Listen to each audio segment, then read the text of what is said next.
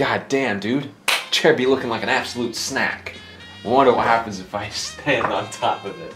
Every time I ever do this, I risk my life. Just a little bit for you guys, right?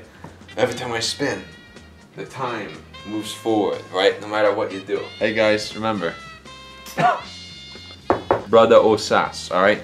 Ugu wait, sort of variants. I got the N-word pass from twomad. Can't show this piece of merch off for too long. YouTuber merch is great, alright? All the latest graphics. You got PewDiePie coming out with awesome line graphics, alright? You got Pyrocynical going back to the old ages of PS1 graphics, creating the nicest merch for you to buy. Itchy t-shirts and Overseas African Squad.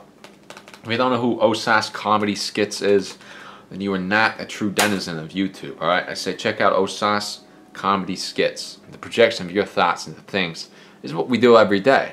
Where some of us get little connections wired with certain things in the environment. Anybody who's schizophrenic, like, I bring it back to twomad, like, it's tough. The most important thing you need to do is find someone you love. Alright? Make sure they love you back, treat you nicely. Once your heart locks onto someone sometimes, you can't let go of them. And you'll feel it in your chest. Alright, there are two things, like emotional pain and like physical pain. But sometimes the two things can sort of collaborate, you know, do an epic YouTuber collab. I'd say like heartbreak is a real thing. You can actually feel your heart. There's certain people like in your life, like it feels like your heart is being ripped apart. I don't know if anyone else gets that or if it's just me. Finding love is hard. Being famous isn't easy, alright? People know you for your weakness and what you've been through, alright? And they're willing to look past those facts, then that's someone worth living for, mate. Alright, it really is. Yeah, twomad, you're great. I like watching your stuff. You know, obviously it's very hype, fast-paced edits. And you got a bouncy energy, you're really loud. You announce your presence, you let people know what's up. I remember watching you with Chad and Max just sort of running around in the forests of Australia. ZAM!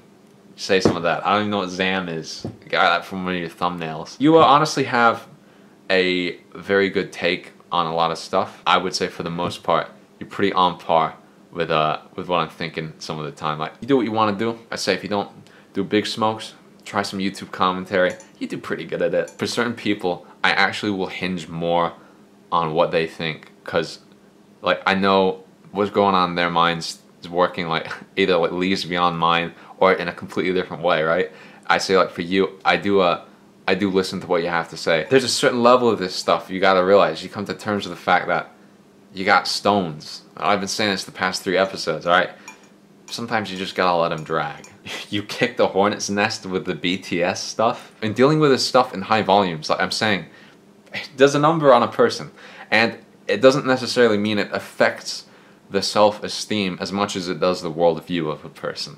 Like, at massive amounts of hate. So like, for instance, we just talked about Caterino. Whenever you engage in like a conflict with a tuber, this is why it doesn't happen as much as you would expect it to, right?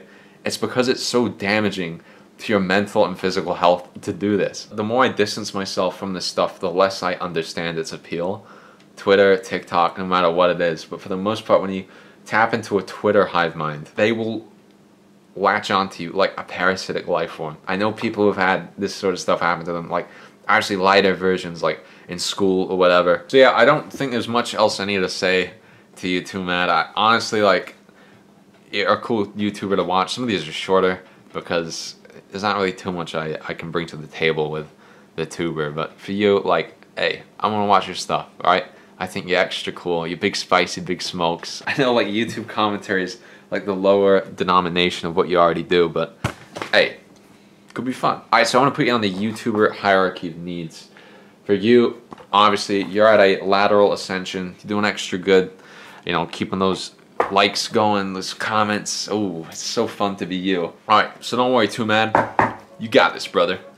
Actually, it's the wrong one. It's this way, right? Never forget. Guys, I had a fantastic episode making this episode. I hope you enjoyed this whole episode of ZooTube. It was great, alright? Remember,